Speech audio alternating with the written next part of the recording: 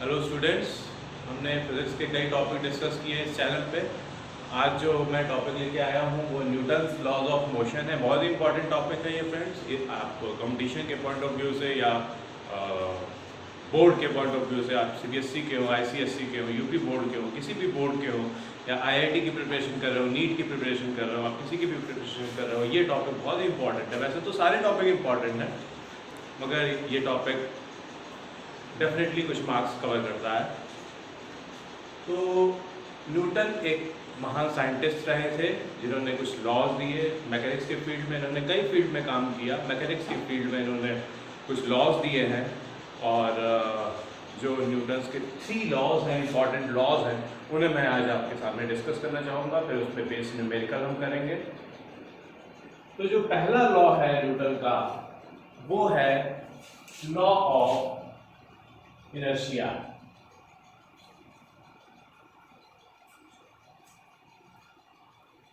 Law of inertia क्या है? Law of inertia एक लॉ है जो ये बताता है कि अगर कोई बॉडी मूव कर रही है तो वो उसी जिस डायरेक्शन में मूव कर रही है उसी डायरेक्शन में मूव करती रहेगी।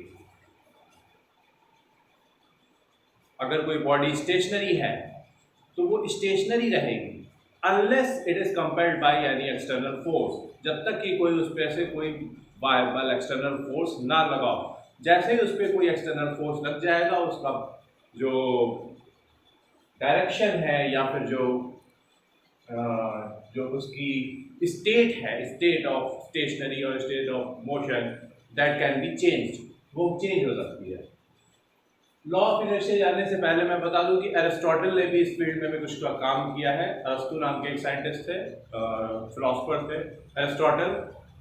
उन्होंने इस पे काम किया है। उन्होंने कहा था कि कोई भी बॉडी को मूव करते रहने के लिए किसी एक एक्सटर्नल फोर्स की ज़रूरत पड़ती है।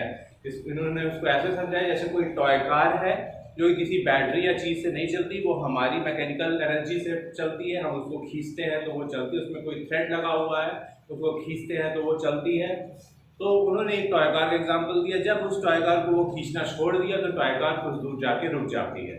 तो उन्होंने कहा कि जब तक हम उस पर एक्सटर्नल फोर्स लगाएंगे तब तक वो बॉडी मूव करेगी, अनलेस वो बॉडी मूव नहीं करेगी। लेकिन न्यूटन ने बताया कि उस पर एक एक्सटर्नल फोर्स ऑलरेडी लग रहा है, और वो एक्सटर्नल फोर्स है फ्रिक्शन। जब हम टॉय कार को मूव करा रहे हैं, उस पर एक एक्सटर्नल फोर्स पीछे की तरफ, जो कि फ्रिक्शन की नेचर है, वो हमेशा अपोज करता है मोशन का। तो मोशन अगर आगे की तरफ हो रहा है तो फ्रिक्शन फोर्स पीछे की तरफ लगेगा, तो फ्रिक्शन फोर्स उसका अपोज कर रहा है, जिसकी वजह से वो रुक जा रही है।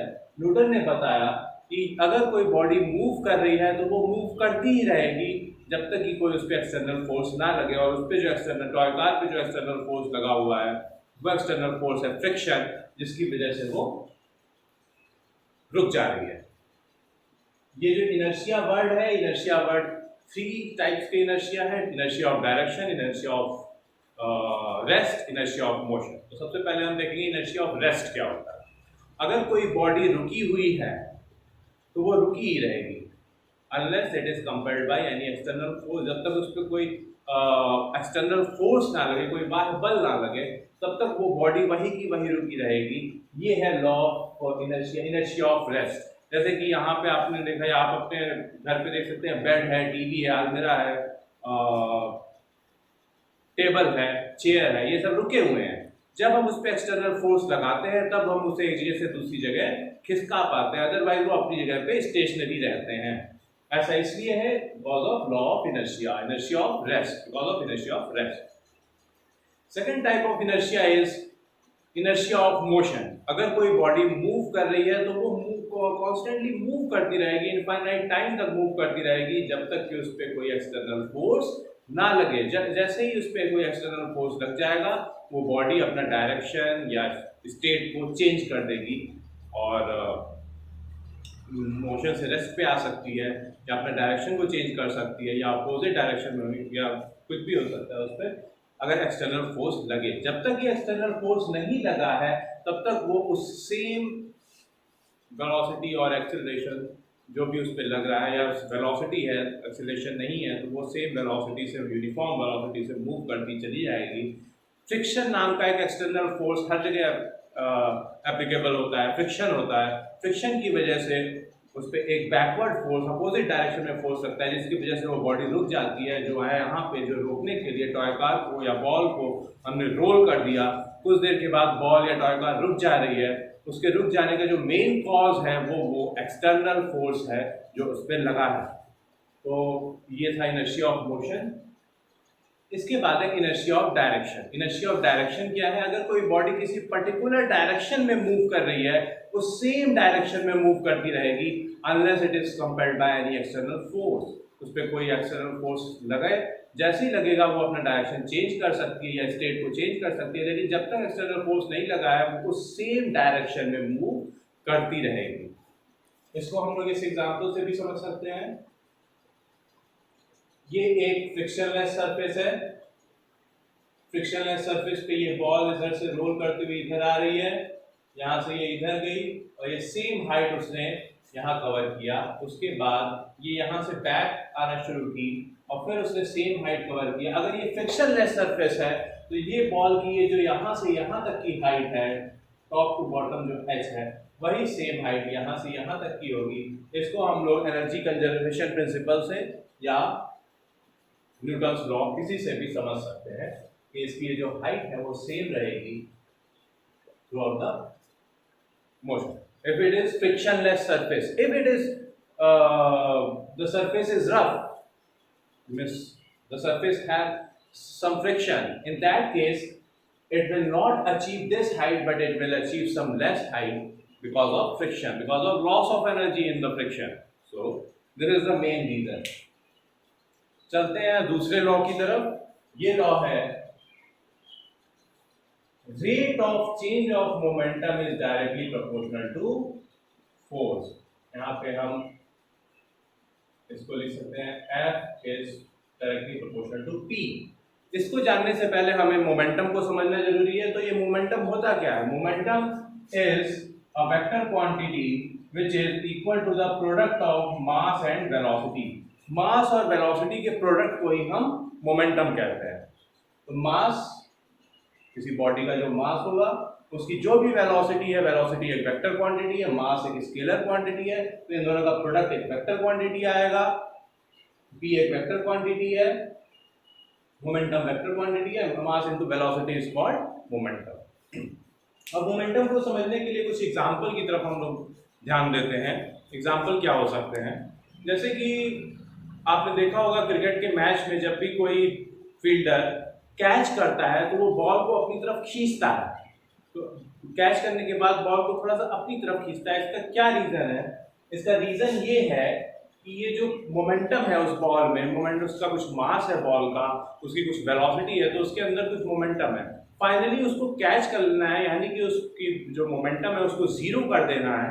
तो मोमेंटम को जीरो करने के लिए उसमें मोमेंटम का चेंज होगा, चेंज ऑफ मोमेंटम होगा। और चेंज ऑफ मोमेंटम के अगर हम टाइम देंगे, that is dp by dt, or we can say force is proportional to rate of change of momentum. Okay, so this p is mv, so we can say f is proportional to d mv upon dt, or from here we can say f is equal to, if we remove this proportionality sign, we will put equal to sign, and this will be d mv upon dt. This d upon dt is simple differentiation in mass, we know that, and this is telling the rate of change of momentum. Momentum जितनी तेजी से change हो रहा है, force उतना ही ज्यादा है। अगर मोमेंटम धीरे धीरे चेंज होगा तो फोर्स कम लगेगा। इसलिए जब बॉल को वो कैच कर रहा है तो वो नीचे की तरफ ले जा रहा है, जिससे बॉल को रुकने में वो कुछ सेकंड्स का टाइम दे रहा है। तो टाइम देने की वजह से फोर्स कम एक्सर्ट होगा, और फोर्स कम एक्सर्ट होगा तो बॉल उसके हाथ को कम हर्ट करेगी, उसे कैच करना इजी हो जाएगा। अगर वो फ्लैट रख के अपने हाथ की पोजीशन को ना चेंज करे, बॉल आएगी, हिट करेगी और तुरंत बाउंस बैक कर जाएगी, और मोमेंटम तो उस बॉल का चेंज होगा लेकिन बॉल हाथ में काफी हर्ट होगी। तो ये रीजन है इसका। भी इसके आगे हम चलते हैं। अब इसको जब हम डिफरेंशिएट करेंगे तो ये आएगा के V D M upon D T plus M D V upon D T. तो यहाँ पे हम देखेंगे ये जो dm अपॉन dt टर्म है, अगर कोई बॉल है या कोई स्टोन है या कोई भी बॉडी है उसमें dm अपॉन dt यानी कि change in mass is negligible, उसमें कोई मास में चेंज नहीं होता। आप बॉल को एक जगह से दूसरी जगह फेंकिए, बॉल का मास वही रहेगा।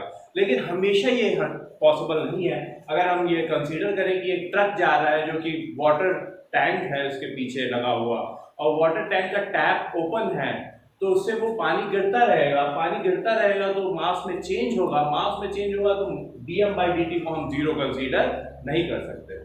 एक और एग्जांपल, जैसे रॉकेट का एग्जांपल ले, रॉकेट में नीचे प्रोपेलेंट्स, उसके फ्यूल जो है उसे प्रोपेलेंट्स कहते हैं। वो जब ऊपर की तरफ जाएगा तो प्रोपेलेंट्स से गैसेस काफी तेजी से नीचे की तरफ निकलती हैं, तो उसका मास चेंज होगा, वहां पे हम dm बाई dt को जीरो कंसीडर नहीं कर सकते। बट नॉर्मल कंडीशन जो जनरल सिचुएशन है उसमें हम लोग जीरो कंडीशन का लेके चलते हैं।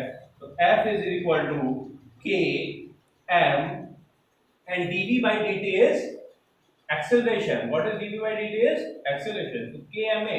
और जब हम इसमें किसी एक particular system of unit put करते हैं, जैसे SI यूनिट या CGS यूनिट पुट करते हैं, तो f की वैल्यू ma के इक्वल आती है। तो ये हमारा Newton second law of motion है, F is equal to ma।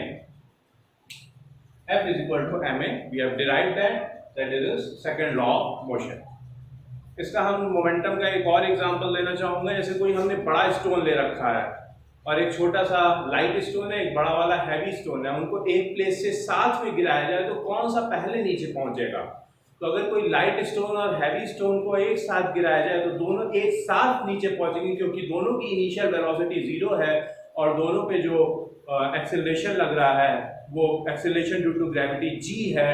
g is equal to 10 metre per second square acceleration due to gravity है, और इसकी वजह से उनकी वेलोसिटी जब वो नीचे आएंगे तब भी सेम ही होगी और वो एक साथ नीचे ग्राउंड से स्ट्राइक करेंगे। अच्छा, वो ग्राउंड से स्ट्राइक कर जाते हैं, इस पे कौन सा स्टोन ज्यादा डैमेज करेगा? तो सीधी सी बात है, बड़ा वाला स्टोन ज्यादा डैमेज करेगा। क्यों करेगा? हाँ, इस क्यों का रीजन जानने के लिए हम यहाँ पे आएंगे। मोमेंटम है इसका, वेलोसिटी दोनों की सेम है, लेकिन मास बड़े वाले का ज्यादा है, छोटे वाले का कम है, तो मोमेंटम उसका ज्यादा होगा। और जब वो स्ट्राइक करेगा तो चेंज इन मोमेंटम ज्यादा होगा, चेंज इन मोमेंटम ज्यादा होगा तो फोर्स ज्यादा होगा, और फोर्स ज्यादा होगा तो वो ज्यादा हार्डली हिट करेगा और वो सरफेस को ज्यादा नुकसान पहुंचा पाएगा। तो ये रीजन है इसके पीछे कि बड़ा स्टोन, हैवी स्टोन और लाइट स्टोन है, दो हैं, कौन सा कम नुकसान पहुंचा पा रहा है, कौन सा ज्यादा नुकसान पहुंचा पा रहा है। तो इसका ये रीजन है। इसके बाद हम चलते हैं, एक और एग्जांपल लेते हैं। जैसे एक पर्सन है, वो हाई जंप कर रहा है, हाई जंप करने के बाद वो अगर कंक्रीट फ्लोर पे गिरे और एक बार वो किसी फोम पे गिरता है, तो किस केस में उसको ज्यादा हर्ट होगा? सीधी सी बात है, फोम पे गिरेगा तो ज्यादा हर्ट होगा। लेकिन इसका रीजन क्या है? इसका रीजन ये है कि जब वो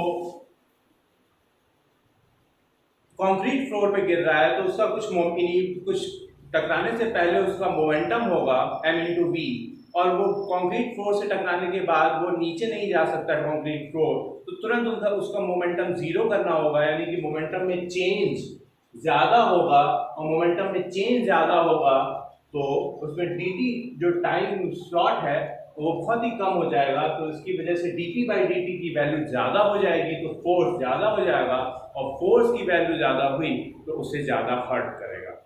जबकि अगर वो फोम पे गिर रहा है तो फोम पे गिरेगा तो वो नीचे थोड़ा सा फोम जाएगा और उसके बाद ऊपर आएगा, तो जब नीचे जा रहा है उतना टाइम उसके मोमेंटम को जीरो करने के लिए सफिशिएंट है। जब पर्सन उस पर गिरेगा और फोम रहेगा तो वो मोमेंटम को जीरो करने के लिए ज्यादा टाइम स्लॉट होगा। ज्यादा टाइम स्लॉट होगा तो dp बाई dt की वैल्यू कम होगी, dp बाई dt की वैल्यू कम होगी तो फोर्स की वैल्यू कम होगी, फोर्स की वैल्यू कम होगी तो कम हर्ट करेगा, और वो उसके बाद उठ जाएगा और अपना नॉर्मल कंडीशन में आ जाएगा। इसके बाद हम थर्ड लॉ की तरफ बढ़ते हैं, Newton third law. Newton's third law states that forces occur in pairs. Forces occur in pairs. How it is possible? If I am pushing this whiteboard is also pushing my finger. This is an example. आप किसी को slab करते हैं तो आपके हाथ पे भी हर्ट होता है. इसका रीजन ये है क्योंकि न्यूटन थर्ड लॉ है. न्यूटन थर्ड लॉ कहता है कि हमेशा फोर्सेस पेयर में एग्जिस्ट करते हैं and the value of the second force is equal to the value of first force, but the direction is opposite. The rest things are same, only if we have this ball and here is a body and this body is pushing the ball with force Fa, and so this ball will also push this body in this direction with force Fb, and this Fa will be equal to minus Fb because of Newton's third law. So Newton's third law क्या हो गया? FAB, force applied by A to the B is equal to B to the A. Only the direction is opposite. Rest thing will remain. The magnitude of the force will remain same. तो Newton's third law बहुत ही easy है और normal life में देख भी सकते हैं. हम अपने सारे एग्जांपल्स जो भी लॉज हमने पढ़े हैं न्यूटन्स के 3 लॉज, इन 3 लॉज को हम अपनी डेली लाइफ में देख सकते हैं. न्यूटन थर्ड लॉ का हम किसी अलमीरा को या किसी टेबल को पुश कर रहे हैं तो हमारा हैंड भी पुश हो रहा है. हम देख सकते हैं अपने हैंड को पुश होते हुए. तो हम एक तरफ उस टेबल को पुश कर रहे हैं, दूसरी तरफ हमारी फिंगर में भी पुशिंग हो रही है.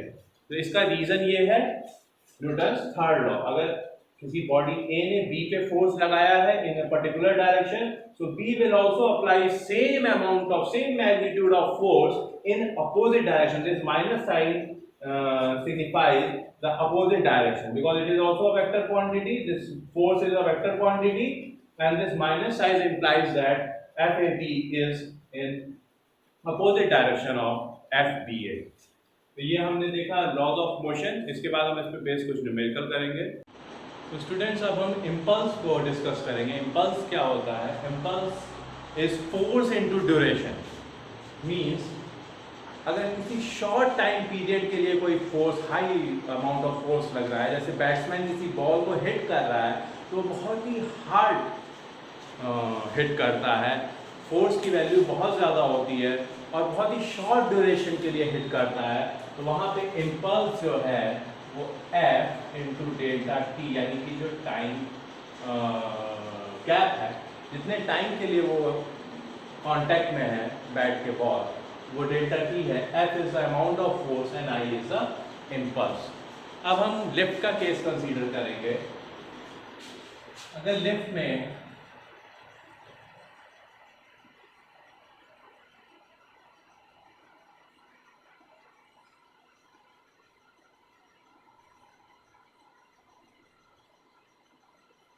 ये वाली लिफ्ट जो है, ये पहली लिफ्ट है, वो कांस्टेंट वेलोसिटी से ऊपर जा रही है या फिर नीचे आ रही है. तो अगर ये कांस्टेंट वेलोसिटी से ऊपर या नीचे जा रही है तो कोई भी इस पे एक्सटर्नल जो इसका जो वेट है, जो apparent weight of the person है, वो mg नीचे की तरफ लगेगा और वही उसका फोर्स होगा. क्योंकि इसका एक्सेलरेशन 0 है, वेलोसिटी कुछ भी हो सकती है, एक्सेलरेशन 0 है, तो कोई external force except this mg is not working. इस केस में अगर ये ऊपर की तरफ जा रही है और a एक्सेलरेशन से जा रही है, इसका जो इस सेकंड केस के लिए, फर्स्ट केस में mg is the resultant, r is equal to mg, we can write. But in the second case, we can write r is equal to mg plus ma, or we can write r g plus a. Third condition में ये नीचे की तरफ आ रही है a acceleration से, mg force नीचे की तरफ लग रहा है, तो थर्ड केस में r is equal to mg minus ma है, और this is mg minus a, where g is greater than a. अगर हम एक और केस कंसीडर करें, फोर्थ केस, जहाँ पे g is less than a है, तो उस केस में क्या होगा? अगर g की वैल्यू a से कम हो जाए तो उस केस में ये पर्सन अपनी सरफेस को छोड़ के ऊपर चला जाएगा और ऊपर की रूफ से जो सीलिंग है, सीलिंग से स्टिक हो जाएगा और वो हिट भी कर सकता है, उसे चोट भी लग सकती है। अगर एक्सीलरेशन की वैल्यू बहुत ज़्यादा होती है तो उस केस में उसको हिट भी कर सकता है, उसे वो हर्ट हो सकता है। तो उस केस में the same will be followed, the person will go up and stick to the ceiling. Students एक इंक्लाइन प्लेन का केस डिस्कस करते हैं। यहाँ इंक्लाइन जो है एट एन एंगल थीटा, इस पे रिएक्शन फोर्स आर ऊपर की तरफ लग रही है, इसका weight always downward towards the centre of the earth is mg. The component of this weight parallel to inclined is mg sin theta and perpendicular to this plane is mg cos theta. So we can write ma is equal to mg sin theta. ये a acceleration से नीचे की तरफ आ रही है और a acceleration का cos क्या है? cos है mg sin theta is the force which is parallel to the inclined plane. So a we can write is g sin theta. This is our first outcome, and r is mg cos theta. This is our second outcome. Now we will consider if friction is also there. If friction is also there, then in that case friction will work here. This is F, and dynamic friction, so we can write T. So this is working in the opposite direction, it is coming downward. So in that case ma is equal to mg sin theta minus fd. Fd is the force which is working parallel to inclined plane but in opposite direction of the mg sin theta or the a. But here r is mg cos theta again, and we know that fd is mu d r or n, so mu d mg cos theta. So we can write ma is equal to mg sin theta minus mu d mg cos theta. M will be cancelled out. A will become g sin theta minus mu d cos theta. From here we can derive our equation. This is our first equation and this one is our second equation. So how we can do with friction also? We can deal with friction. Students एक और case हम discuss करेंगे, पुली का case है ये। पुली के case में हम देखेंगे कि इस बॉडी पे m1g फोर्स डाउनवर्ड वर्क कर रहा है। तो m1g फोर्स अगर डाउनवर्ड वर्क कर रहा है तो इसका मतलब according to third law there should be one force which is acting opposite to the this one, which is T, tension. Tension is working in the opposite direction. Here on the pulley this T force is working upwards, so one T is working downwards. Similarly here also we can see Newton's third law application of Newton's third law. Now how to measure A and T? So how can we conclude about this? So m1g minus T is equal to m1g is working downward and T is working upward on this particle, on this body. So this is equal to m1a. This is our first equation. And T minus m2g is m2a. This is our second equation. So if we add these two equations, we will get m1 plus, if we add these two equations, we will get m1 minus m2 g is equal to m1 plus m2 a. Here we can write 1 plus 2, equation 1 plus 2 will give m1g minus m2g is equal to m1 plus m2a. So a is equal to m1 minus m2 upon m1 plus m2g. From here we can derive our acceleration. Now if we talk about tension, for calculating tension, if we do equation 2 minus equation 1, or we can put simply the value of a in any equation, then also we can get the value of t. T is equal to m2a plus m2g from 2. So t is equal to m2 into m1 minus m2 upon m1 plus m2 g plus m2g. Now if we solve this, we will get 2m1 m2 upon m1 plus m2 into g. This is our conclusion. So this is the value of tension, how we can get. So this is the case of pulley. I think you have understood this. तो students, एक car है जो ए acceleration से आगे की तरफ move कर रही है। इसमें एक बॉडी जो है, ये स्टोन जो है वो m मास का इसमें हैंग है, जिसकी लेंथ l है, इसका टेंशन T है, इसका मास m है। तो mg फोर्स डाउनवर्ड एक्ट करेगा always toward the centre of earth, और T टेंशन इस तरफ वर्क कर रही है, तो उसका एक component T cos theta upside और T sin theta in horizontal direction work कर रहा है। हमें ये पता लगाना है कि अगर ये ए एक्सीलरेशन से मूव कर रही है तो ये कितना एंगल बनाएगी। तो ये थीटा की वैल्यू का पता लगाना है हमको। तो in vertical direction T cos theta is equal to mg. This is our first equation. In horizontal direction, T sin theta is equal to ma is our second equation. If we divide these two equations, we will get 2 divided by 1 will give us tan theta is equal to a upon g, or theta is equal to tan inverse a upon g. If we have given the values of a and g, we can calculate the value of g.